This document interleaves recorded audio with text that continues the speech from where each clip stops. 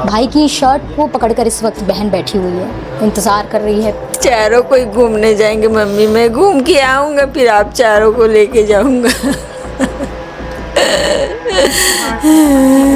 तो फिर बोलता महंगाई नहीं दिख ही नहीं रहा बोलता। तो हम लोग को थोड़ा घबराहट लगा, अरे कैसे कैसे ऐसे हो रहा है करके। तो वो तो सब तबीयत हम लोग का बेहोशू टाइप का हो गए थे हम लोग। रात को 9 बजे फ़ोन आ गया था।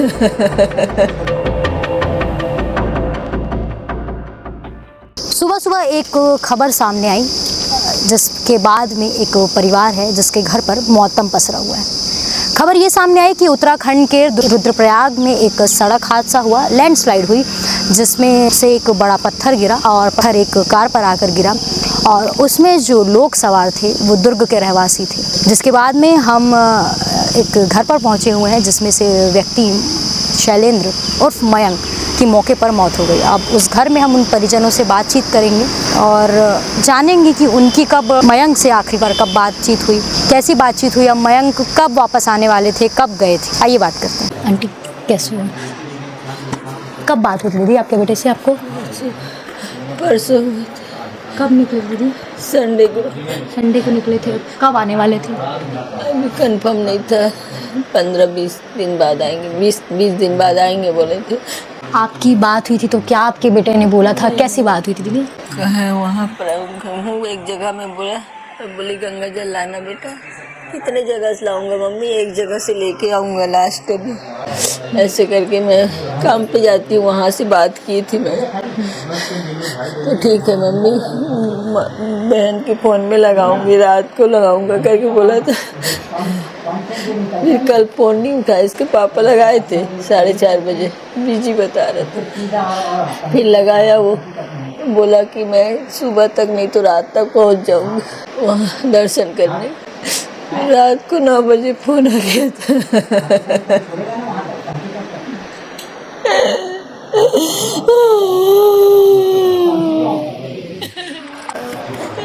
आखिरी बार इनकी बात हुई थी और आपने बताया सुना कि किस प्रकार से जो है गंगा जल की बात जो है माता ने अपनी बेटी से कही कि आप आएंगे तब गंगा जल लेकर आना, और उसके बाद में फिर वहाँ से एक बात हुई कि कैसे मैं लेकर आऊँगा, क्योंकि इतनी जगह है अभी मेरे को घूमने के लिए, जब मैं आता रहूँगा तो इकट्ठा लेकर आऊँगा। और उसके बाद जो है बात माता की बात नहीं हुई, अचानक 9 बजे खबर आई कि इस प्रकार की घटना जो है मयंक के साथ में हो गई है। आप देख सकते हैं किस प्रकार से माँ जो है रो रो कर बुरा हाल है, वहीं उनकी छोटी बहन है, इस वक्त आप विजुअल में देख सक रहे होंगे। मतलब इनके दुख का अंदाज़ा जो है अभी लगाना मुश्किल है। भाई की शर्ट को पकड़कर इस वक्त बहन बैठी हुई है, इंतज़ार कर रही है, सोच रही है कि मेरा भाई आएगा। तो आपने देखा कि बहन एक अभी भी राह में बैठी है अपने भाई के इंतज़ार में। एक इकलौता बेटा था घर का जिसकी शादी होने वाली थी कुछ ही दिनों बाद में, ऐसी खबर सामने आई है। और वो इवेंट का काम करते थे, वही अपने घर का पूरा खर्चा चलाते थे, एक वाहिद जो थे पूरा देख रेख करते थे माँ की, बहन की और पिता की देख रेख। और स्वाभाविक सी बात है उनसे काफ़ी उम्मीदें थी कि और भी परिजन हैं, इनसे हम जानने की कोशिश करेंगे कि मयंक से इनकी कब बात हुई थी, उनको जानकारी थी कि नहीं कि वो जाने वाले हैं, घूमने जाने वाले हैं, और कैसे उनका स्वभाव था, इसके बारे में भी हम बातचीत करेंगे। आप क्या लगती हैं कि मैं उसकी नानी हूँ। नानी है? हाँ हाँ। आपसे बात हुई थी उनकी? मेरे से बात नहीं हुई थी। अभी 11 मई को मेरी बेटी एक शादी में, और वहीं उनसे मुलाकात हुई थी, बात तो नहीं हुई थी। लेकिन बहुत ही होनहार 23 साल का था, और अभी सीजन का मैं शादी का करके वो हरिद्वार गया हुआ था, और भूस्खलन हुआ, कार के ऊपर बड़ी सी चट्टान आकर टकराई, उसमें ड्राइवर और मेरे नाती के ऊपर ही काल बन के गिरा। बाकी लोग सुरक्षित हैं, अच्छे हैं, और उनके साथी लोगों के माध्यम से यहाँ काल आया तो पता चला। और बहन तो होश में नहीं है, भाई सो रहा है तो पैर दुख रहा है। वो बोलने की रात में ही पता चला तो हॉस्पिटल ले गए थे, ग्लूकोज चढ़ाए थे। अभी भी उसके आंख में आंसू नहीं। अभी बीएड का एग्जाम चल रहा है मेरे बेटे का। तो तेरे में शादी चारों कोई घूमने जाएंगे मम्मी, मैं घूम के आऊँगा फिर आप चारों को लेके जाऊँगा।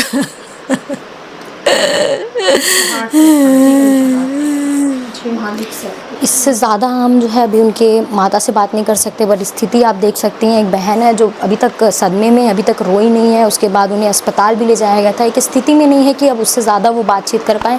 उनके परिजन हैं, उनसे भी हम थोड़ी बातचीत करने की कोशिश करेंगे कि किस प्रकार से जो मयंक है वो निकले थे, कैसे वो पहुँचे थे, उसके बाद क्या कुछ बात हुई थी। संडे को निकला था जी वो 5 लड़के इन लोग। मैं खुद स्टेशन छोड़ने गया था, दुर्ग स्टेशन से उन लोग ट्रेन से गए। उसके बाद दिल्ली से वहाँ उन लोग कार के बोलेरो किया गाड़ी। कहाँ पहुँचा बेटा, क्या कर रहा है, ऐसा करके रोज़ बताता था। यहाँ पहुँचे, यहाँ देख रहे हैं, ऐसा करके सभी बताता। अब एक दिन और पूछा तो फ़ोन लगा कि अब कितना दूर बचा है केदारनाथ, थोड़ा दूर बचा है पापा, ऐसा बोला। एक दिन पहले लगाया तो पहुँच जाएंगे बोले। अब उसके बाद कल 4:30 बजे मैं फ़ोन लगाया उनको कि मयंक कहाँ है, ऐसा करके, तो फ़ोन ही नहीं उठाया। 2-3 बार उठाया। मैं बोला किसी से बात कर रहा होगा, बिजी बताया उसका मोबाइल। अब बताने के बाद मैं बोला चल शाम को रात में लगाएंगे। जैसे 9 बज रहा था, 9 साढ़े 9 रात में, तो लड़की के पास कॉल आया, छोटी बड़ी बहन के पास, मंजू यादव के पास फ़ोन आया। तो मयंक नहीं है बोलते हैं। उसके दोस्त दीपांशु यादव जो गया था, दीपांशु, तो हम लोग बोले इधर उधर गाड़ी के पास होगा, खोजो, ऐसा बोले। तो फिर बोलता है कि मयंक नहीं है। उसकी बहन फिर सीढ़ी से चढ़ते बाजू वाले के यहाँ गए, वो भी भाई लगता है।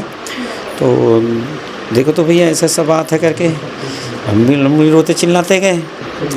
तो हम लोग तो सीधा अचेत हो गए, रोने लग गए। लड़की बेहोश हो गई, एकदम से अचेत हो गया। क्या करना है, क्या नहीं करना है, मैं भी अचेत हो गया। अब उन लोग क्या कहे पता नहीं। उन लोग को पता चला 12:30-1 बजे की बेहोशी हालत है, ऐसा करके। इतना मतलब अभी चीज़ें हुई हैं। अब बाकी लोग से बातचीत हुई है, तो कब आने का था उनका, कोई फिक्स था तारीख कि पापा मैं आज पहुंच जाऊंगा, इतने दिन तक पहुंच जाऊंगा केदारनाथ, बस अब 2 घंटा बचा हुआ है। कब तक दर्शन होने का बताया था केदारनाथ? वो तो इतना ही बताया थे कि बस पहुंचने वाले हैं हम लोग, पहुंचने वाले हैं, बस ऐसी लास्ट बात हुआ तो पहुंचने वाले हैं करके। और कल जो फ़ोन लगाया था, कल का बात है 4:30 बजे, तो फ़ोन नहीं हुआ। उसके बाद बात ही नहीं हुआ। मतलब शाम को आखिरी बस 4:30 बजे क्या? 4:30 बजे बात ही नहीं हुआ उनसे। बात ही नहीं। बिजी बताया उसके मोबाइल, कल 4:30 बजे मोबाइल बिजी बताया। फिर वो 9 बजे कॉल आया बड़ी उसकी बहन के पास कि मयंक नहीं है करके। तो फिर बोलता मयंक है ही नहीं, दिख ही नहीं रहा बोलता। तो हम लोग को थोड़ा घबराहट लगा, अरे कैसे ऐसा हो रहा है करके। तो सब तबीयत हम लोग का बेहोशी टाइप का हो गए थे हम लोग। आजू बाजू वाले सब लड़के लोग साथ दिए हैं, ऐसा करो करके, पता होता कि क्लियर ऐसे करके। स्वभाव में कैसा था आपका बेटा? सुनने में आया कि घर का पूरा काम काज उनके ही भरोसे चलता है। हाँ, पूरा करता था लड़का, तो पूरा करता था और काम भी अच्छा करता था, इवेंट का काम करता था। अगले साल सोचे थे भाई बहन का शादी करेंगे करके, अब आधा बीच में छोड़ के चले गए लड़का। तो कैसे करे बताओ, हमारे काम चलता था, उसी सब चलते थे परिवार भी अपन। कोई भी माँ बाप सोचता लड़का अच्छा चले, काम अच्छा चले करके। आप देख सकते हैं इवेंट का काम के सामान जो है यहाँ पर रखे हुए हैं, क्योंकि जो मयंक थे वो इवेंट ऑर्गेनाइज़र थे और वो लोगों की शादी कराया करते थे। अगले साल जो है उनकी बहन और उनका जो है शादी कराएंगे, लेकिन इस प्रकार की स्थिति हुई है कि अब जो है ये चीज़ करना, लेकिन अब जो खबर सामने आई उस हिसाब से जो है आप देख ही सकते हैं कि घर का हाल इस वक्त क्या है और कैसे जो है इस वक्त पूरा परिवार सदमे में डूबा हुआ है। जब से उनको खबर ये पता चली है, जैसे कि आपने सुना कि परिजनों से कि 9 बजे जो है इनकी बेटी के फ़ोन में कॉल आया कि मयंक नहीं रहा, तो कुछ देर तो ये समझने में लग गया कि मयंक है कहाँ गया।